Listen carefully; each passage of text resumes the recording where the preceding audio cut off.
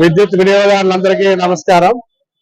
ఈ రోజు జాతీయ పొదుపు వారోత్సవాల్లో ఆఖరి రోజైనటువంటి 20వ తారీఖు డిసెంబర్న మనం మాచర్ల డివిజన్ పరిధిలో విద్యుత్ పొదుపు గురించి అవగాహన కార్యక్రమం చేపట్టడం జరిగింది. దానిలో భాగంగా ఈరోజు ఇక్కడ ముగింపు ర్యాలీ ఏర్పాటు చేయడం జరిగింది మాచర్ల టౌన్ లో.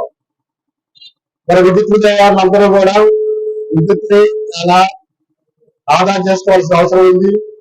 మనకి ఉన్న వనరులు చాలా లిమిటెడ్ గా ఉన్నాయి. ఆ వనరులన్నీ కూడా మనం భావితరాలకి ఇవ్వాల్సిన అవసరం ఉంది. అవి వారికి అందించాలంటే మనం ఈ రోజు మనం వాడుతున్న విద్యుత్ ని చాలా జాగ్రత్తగా సేవ్ చేయాల్సిన అవసరం ఉంది. ఎస్పెషల్లీ మనం గృహ వినియోగంలో మనం వాడినటువంటి లైట్లు, ఫ్యాన్లు వెంటనే ఆఫ్ చేసుకోవాలి.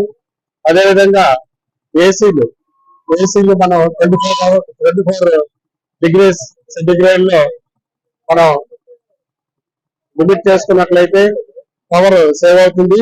అదేవిధంగా మరి ముఖ్యంగా మాచల్ డివిజన్ లో అగ్రికల్చర్ వ్యవసాయ కనెక్షన్ చాలా ఎక్కువ.